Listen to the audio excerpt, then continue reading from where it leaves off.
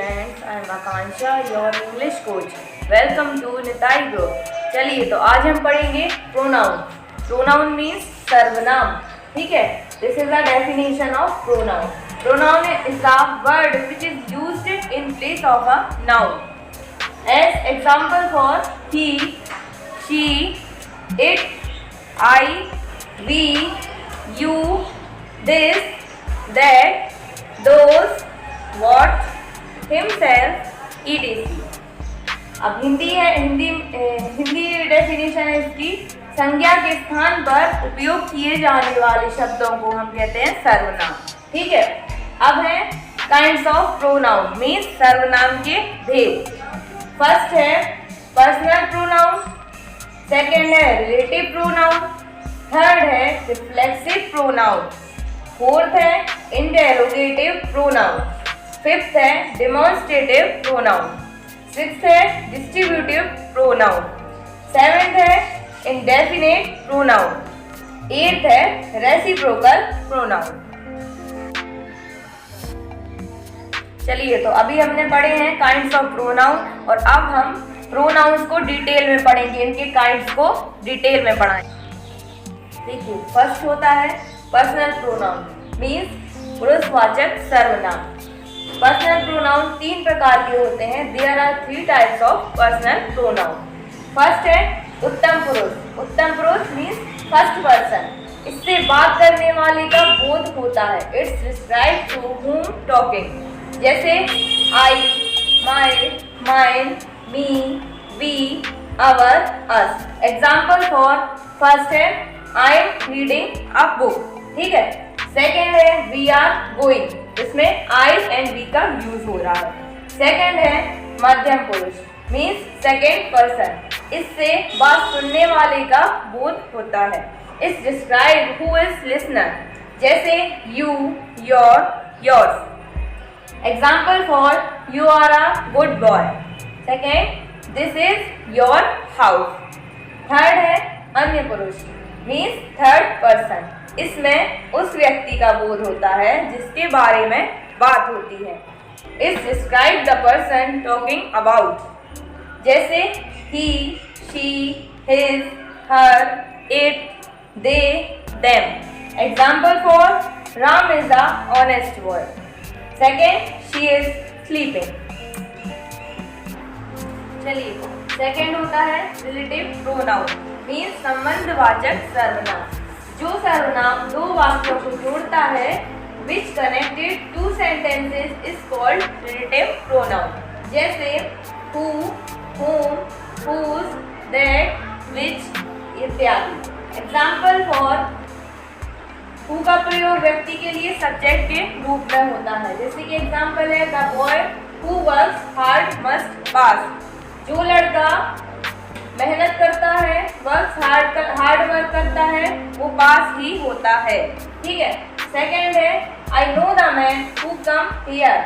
मैं उस व्यक्ति को जानता हूँ जो यहाँ आया है. ठीक है. सेकेंड है हुज का प्रयोग ऑब्जेक्ट के रूप में किसी व्यक्ति के लिए होता है. This is example for this is the girl whose brother help me. यह वो लड़की है जिसके भाई ने मेरी हेल्प की थी. ठीक है. The flower whose smell is sweet gives pleasure. वह फूल जो बहुत अच्छी स्मेल देता है वह हमारे मन को भाता है. थर्ड है विच तथा दैट का प्रयोग.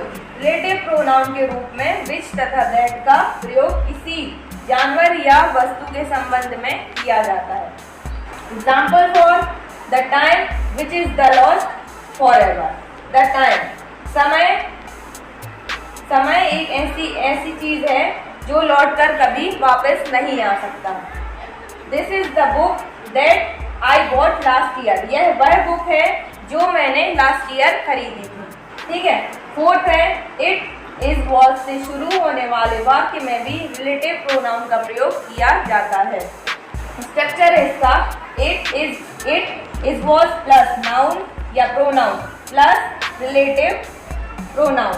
जैसे कि it was Ramesh who paid the fine. यह रमेश है जिसने फाइन पे किया था. ये वो एग्जाम्पल है, जैसे कि आप देखिए इसमें ये हु है, हु दो सेंटेंस को कनेक्ट कर रहा है। इसमें हुज है, यहाँ पे हुज आया, यहाँ विच, यहाँ पे दैट, यहाँ हु, ये दो सेंटेंस को कनेक्ट कर रहे हैं। जैसे कि इसमें लिखा था जो सर्वनाम दो वाक्यों को जोड़ता है वो रिलेटिव प्रोनाउन कहलाते हैं। ऐसे ही आप ये और भी एग्जाम्पल खुद से बनाते जाइएगा और ये पूरी क्लास को अटेंड करते जाइएगा। ठीक है, अब नेक्स्ट हम प्रोनाउन पढ़ाते हैं आपको। थर्ड प्रोनाउन है रिफ्लेक्सिव प्रोनाउन, मीन्स निजवाचक सर्वनाम। वह प्रोनाउन जिसका प्रभाव सब्जेक्ट पर पड़ता हो और किसी और पर नहीं, उसे रिफ्लेक्सिव प्रोनाउन कहते हैं। जैसे कि my self, your self, him self, it self, our self. यह सेल्फ शब्द स्वयं को जोड़कर बनते हैं। अब किसी भी एग्जाम्पल में देखेंगे जहाँ पे बीच में सेल्फ शब्द आ रहा है तो वो रिफ्लेक्सिव प्रोनाउन ही होगा। ठीक है, एग्जाम्पल के लिए फर्स्ट है she hurt herself falling from the roof. उसने छत से कूदकर स्वयं को ही चोट पहुंचा ली।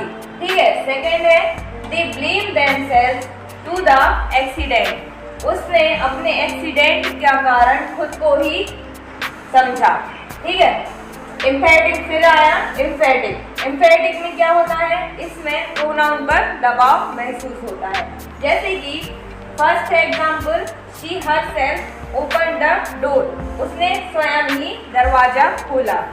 फिर सेकंड है my father open the office himself. मेरे पिताजी ने अपना ही खुद ही ऑफिस ओपन किया।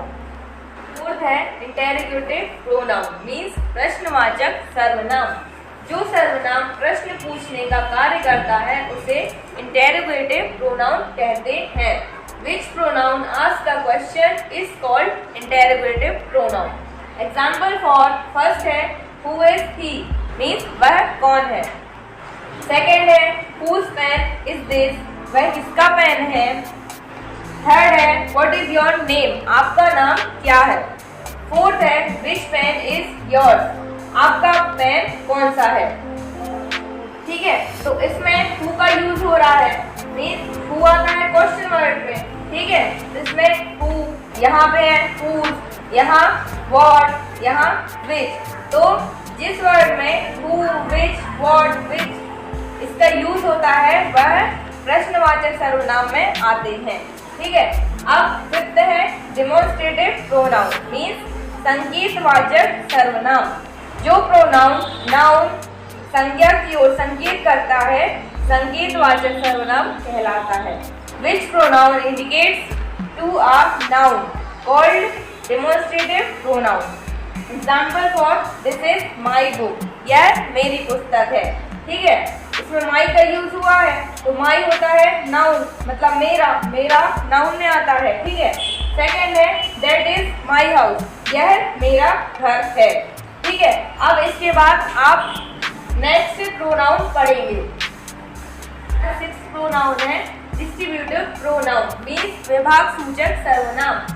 जो सर्वनाम एक व्यक्ति तथा एक वस्तु को व्यक्त करता है उसे डिस्ट्रीब्यूटिव प्रोनाउन कहते हैं। These pronouns are used for person and things, जैसे each, everyone, either आदि डिस्ट्रीब्यूटिव प्रोनाउन है। Example for each of the students will get a prize, means सारे स्टूडेंट प्राइज प्राप्त करेंगे। सेकंड है everyone will go with me, हर एक मेरे साथ जाएगा। ठीक है, फिर सेवेंथ है इंडेफिनिट प्रोनाउन, मीन्स अनिश्चयवाचक सर्वनाम। जो प्रोनाउन किसी अनिश्चित व्यक्ति वस्तु का बोध कराता है उसे अनिश्चयवाचक सर्वनाम कहते हैं। These pronouns do not indicate a fixed person or thing, जैसे someone, anyone, nobody, etc. Example for someone has come here, कोई यहाँ आया है। ठीक है, सेकंड है anyone can do this work, कोई भी व्यक्ति यह काम कर सकता है। चलिए, तो आप ये सारी क्लासों को बार बार रिपीट करके देखिए। अब हम पढ़ेंगे नेक्स्ट प्रोनाउन के 8वां। चलिए, तो 8th है हमारा रेसिप्रोकल प्रोनाउन मीन्स परस्पर सर्वनाम। परस्पर सर्वनाम में दो प्रोनाउन मिलकर बनते हैं तथा परस्पर संबंध को व्यक्त करते हैं। These pronouns are made with two pronouns which express mutual relation. जैसे each other, one another. Example for these three sisters helped me helped one another. इन तीनों बहनों ने एक दूसरे की मदद की। सेकेंड है Radha and Shyam love each other. Radha and Shyam एक दूसरे से प्रेम करते हैं।